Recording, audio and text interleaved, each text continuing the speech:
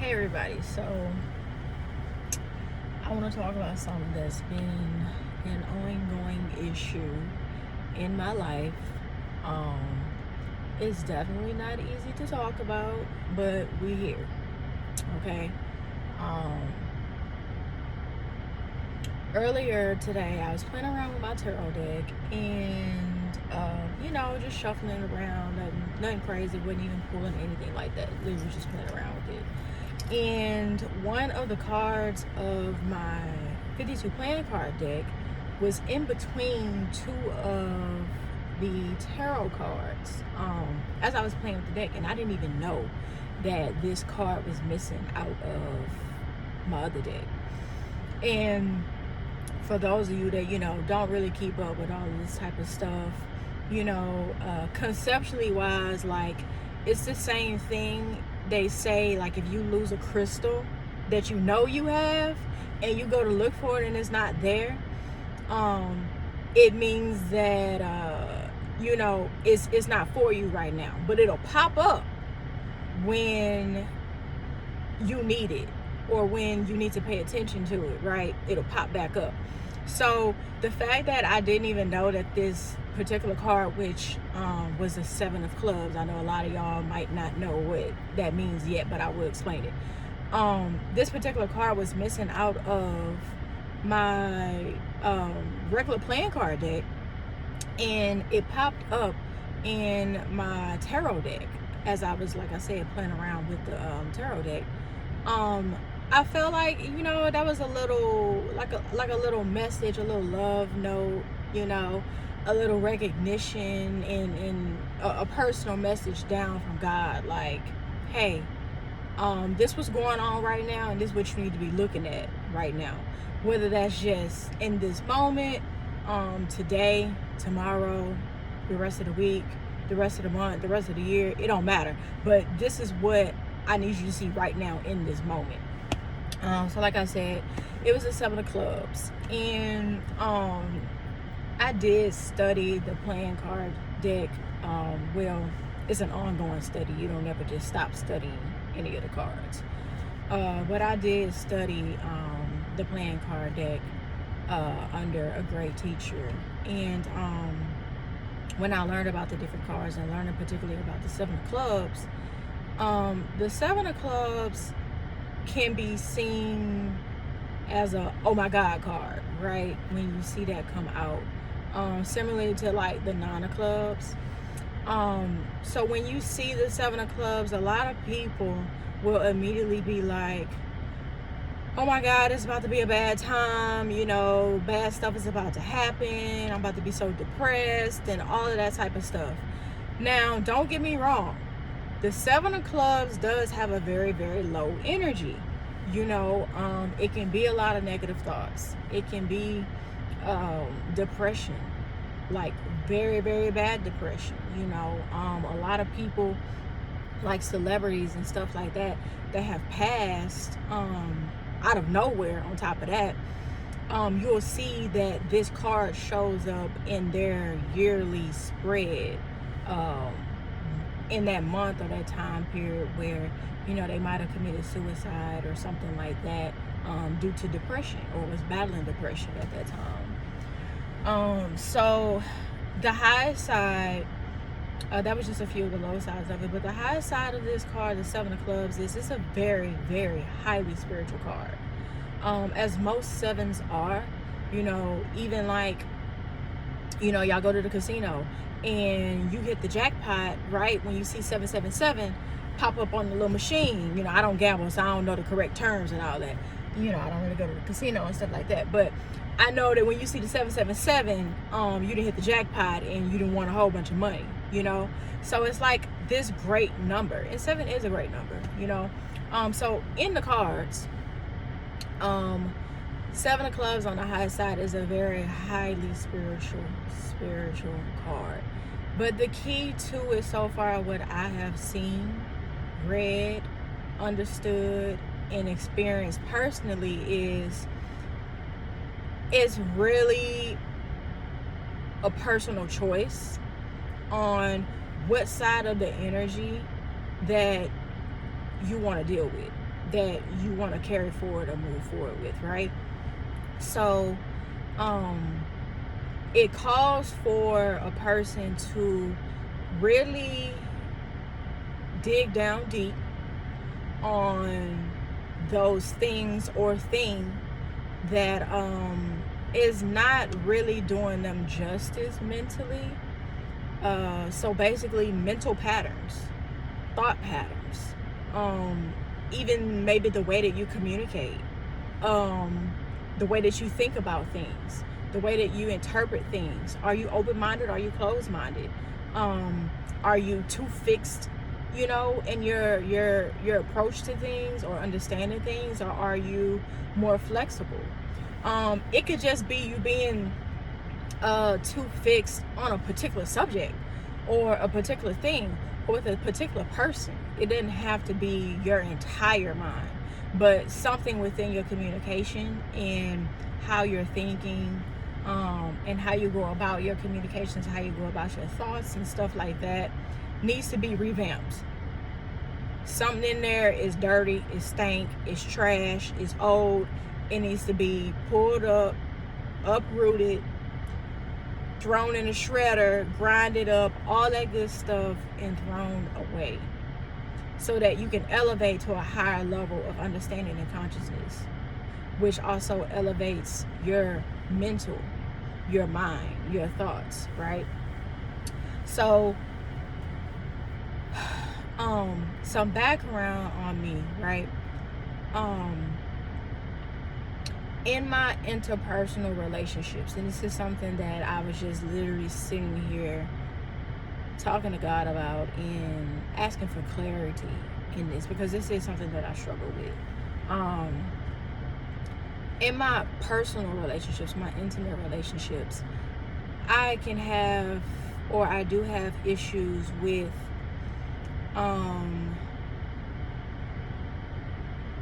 my mind connecting with my heart that we are safe to express ourselves, right? And I think that a lot of things go into it. For those people that don't know me, I am an only child. Technically I'm not an only child. I do have a few sisters and a brother on my dad's side, but I didn't grow up with them. So, I grew up with my mom being a single parent and me being an only child, right?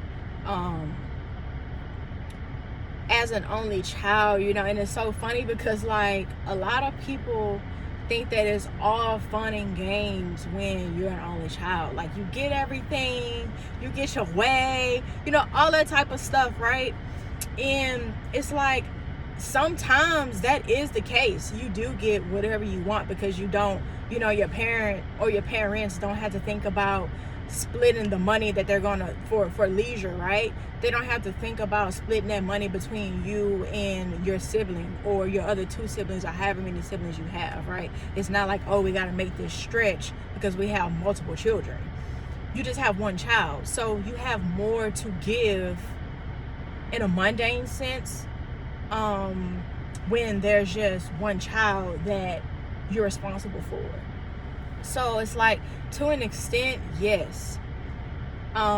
If your parent chooses to parent that way, yeah.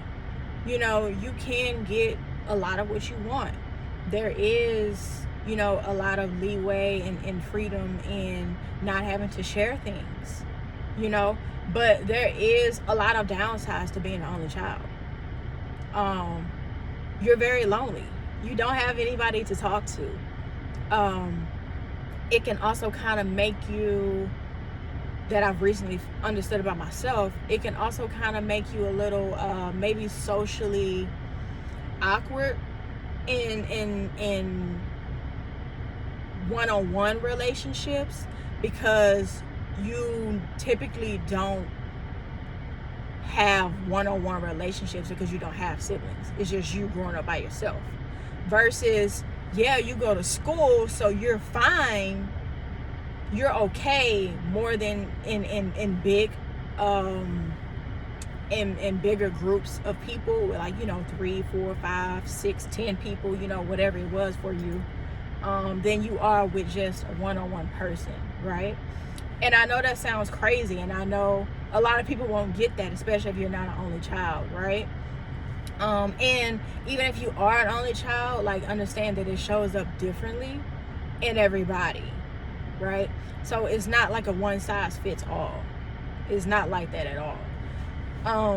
So, being an only child, you can be a little socially awkward when it comes to your one-on-one relationships and communicating within them, because you don't get that practice. Your whole time growing up, you don't get that practice of communicating with just one other person that you deeply care about, right? That's not your parent, because your relationship with your parent is like completely different than it is with that of like your sibling.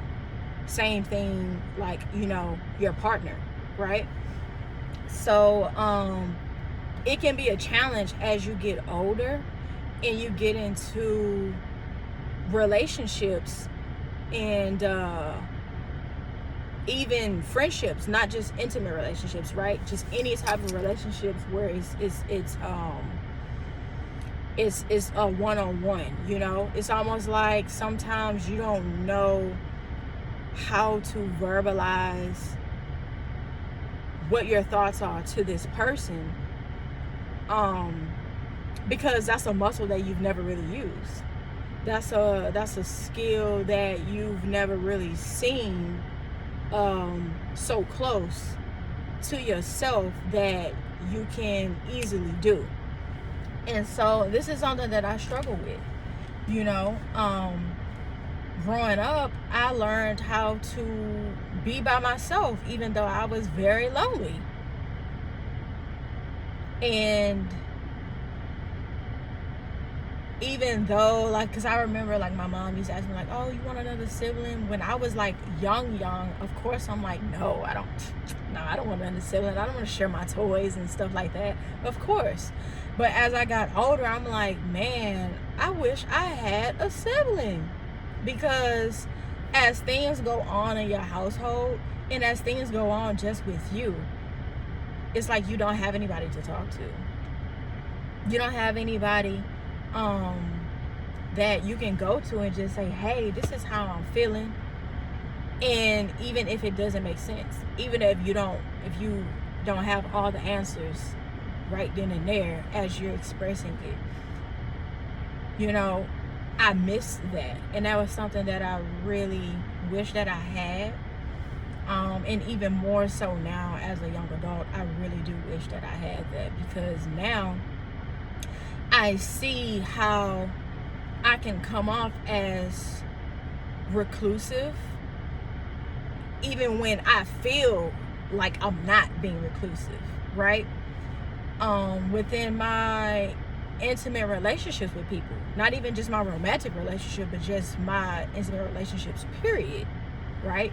I can see how that has affected me, where I could be feeling away or going through something, whether it be within myself or outside of myself, and I could be talking to a friend, or a friend hit me up, hey, how you doing, Lyric, that type of thing, and I'm good. Like, I still won't express it. I'm like, I'm not good. I'm in a bad place, or I feel like crap, or I feel really sad. Like, I'm always just like, oh, I'm good, nothing too much, nothing like that. So, and even when, this is the other side, even when I do express myself and I'm like, yeah, I'm just feeling a little down because of this and this and that, right? I still don't really give room to myself to just own that. It's like, I say it, I get it out, and then it's just like, okay, I don't have time for that. Let me get back up. Let me go do something. I got work to do, that type of thing. So it's almost like an issue with allowing other people to also sit in the same space or container of vulnerability with me. Because I've never had to do that, even though that was something that I wanted. So now it's a bit of a challenge. It's a bit of a tug of war back and forth. And I know for me, I grew up, like I said, just with my mom and my grandparents. My cousin, he was around, but he's an only child too, and he's a boy, so he's doing boy things. Now he doesn't care about, when we were younger, he didn't care about emotions and everything that was going on around the house and stuff like that and whatnot, like the things that would affect me. He's not thinking about that, and I don't expect him to be thinking about that, right? So I really did feel alone, on top of feeling lonely. And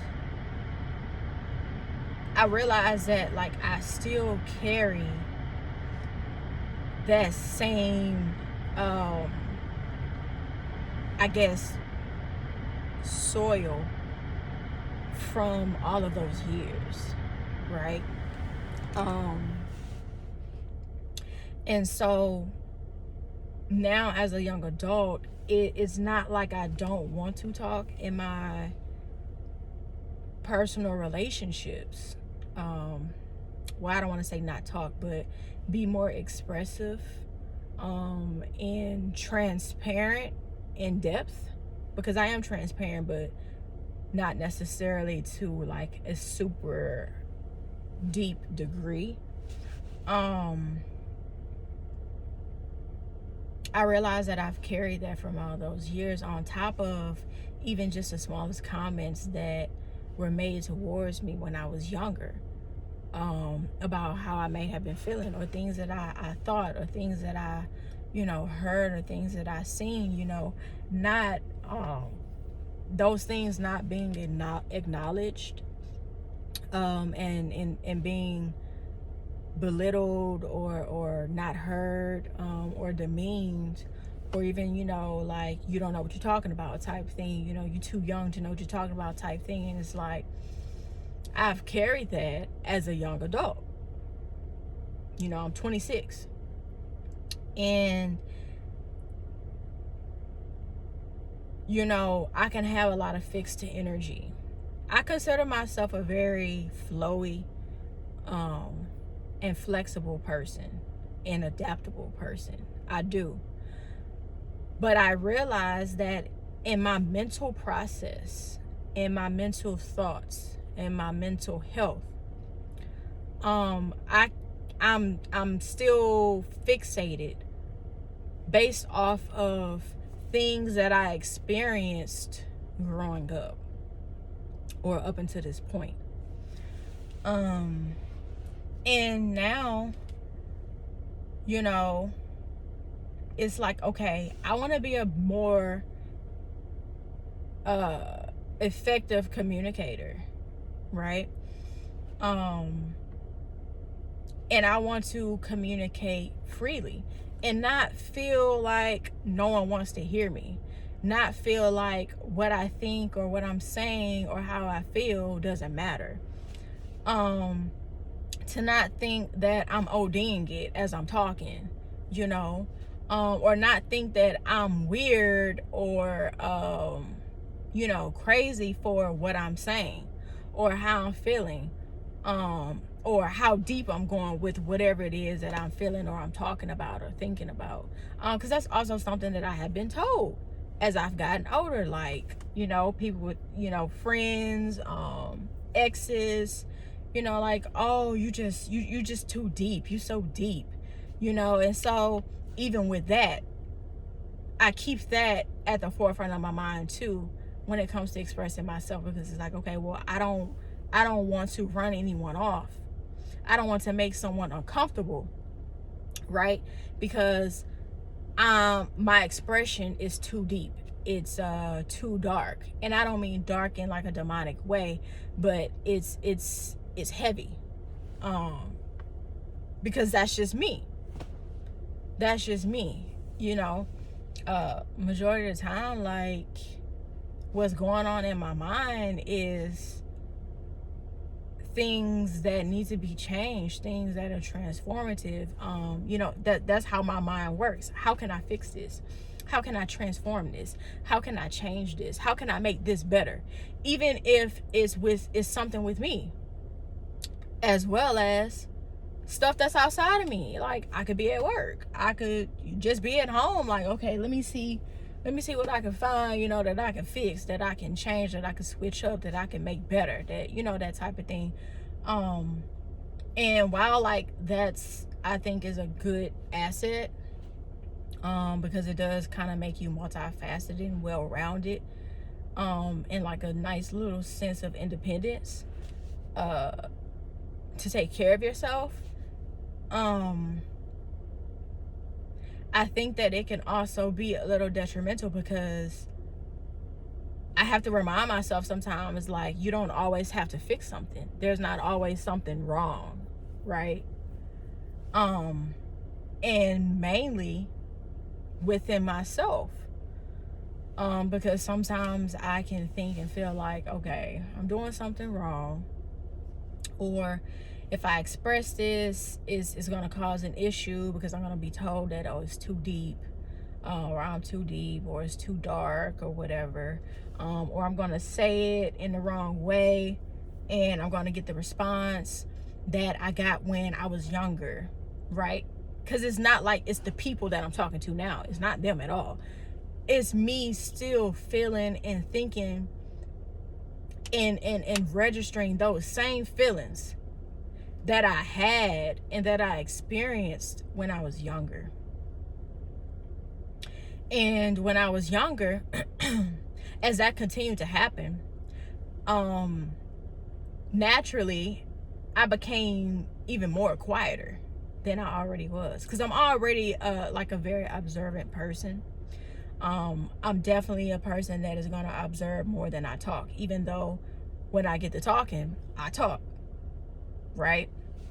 So, y'all, my nose itches, like, for whatever reason. I guess I'm speaking a lot of truth right now. My nose, for whatever reason, itches when that happens. But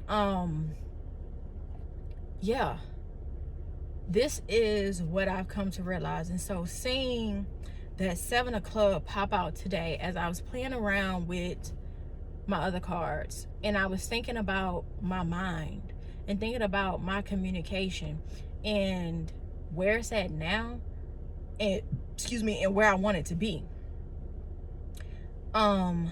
This card pops out, and this 7 of Clubs card that I told y'all about earlier, and it was just so crazy and important to me at the same time, because for me to be better, I tell people this all the time, even my partner, like, I have to really understand something to make a change. So when I saw this card pop out, as I'm thinking, right, about this topic and this subject and this issue, it all just started clicking. Because again, the 7 of Clubs is a very highly spiritual and mental conscious card and energy. And on the low, it is a very negative and depressive ass card. It is. And it's like, I've seen both sides of that in myself, right? So I took it even further, and since I was already playing around with my tarot cards, I was like, okay, so let's pull the tarot on this, because the tarot gives you more detail. It's the tarot is like, if you think about an orange, right? The tarot is going to give you all the little details and stuff that could happen or that is happening, a little more specifics, right? Whereas the playing cards is just cut and dry. Ain't no beating around the bush. Ain't no, it could be this, it could be that. Necessarily, it's just like boom, boom, bam, right? So I pulled the tarot, and the cards that I got, the message that I got from that was that, in communication, it is a give and take. It's not just a one-party situation. it's at least a two-party situation. I mean, even when you're talking to yourself, you technically ain't talking to yourself, you're talking to yourself, and you're talking to your higher self, you're talking to God, right? So two-party situation, right?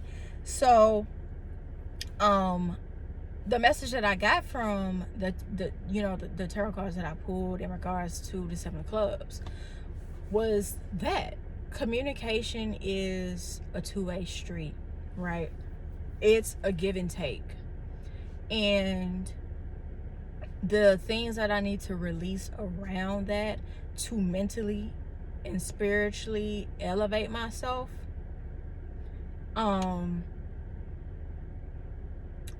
are the things that I need to let go of that I've been holding on to for probably all of my life, right?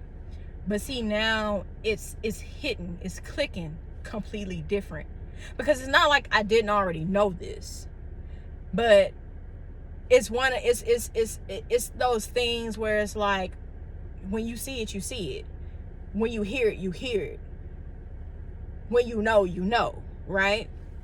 So today was that day for me. I saw it, even though this is something that I already knew, right? By holding on to the feelings of the past, right? And the feelings of me growing up, and feeling like I wasn't heard, and feeling like, my thoughts, what I wanted, my desires, my mind, my words, and all of that didn't matter, right?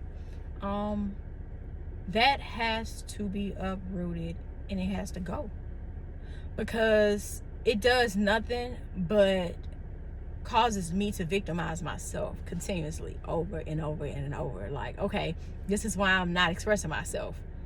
Okay, so at what point do we say, okay, F that, it happened, move through it, throw it away, grind it up, shred it up, whatever you got to do with it, and soar, go upwards, move forward, right? So that's what hit for me today. And this is something that I truly, deeply struggle with. And I don't necessarily know how, I'm going to get over the hump, but I know that I am going to get over the hump. And I know that I'm working actively every day with it. And like, it's important also for anybody else who might be feeling like this or have felt like this, no matter what age, how old, how young, whatever, wherever you at, it don't matter. It's okay. But we can't continue to victimize ourselves, even though we don't realize in that moment that we are victimizing ourselves. We are. It's okay. And it's not going to be easy to process and deal with and move through, and to just pull up and go, and move on from. But while doing that, one thing that I have to remind myself is extend compassion to myself. Extend compassion to my younger self, and be gentle with myself, because it's not an easy thing. It's not an easy thing, but it's a necessary thing. It's a necessary thing. And so,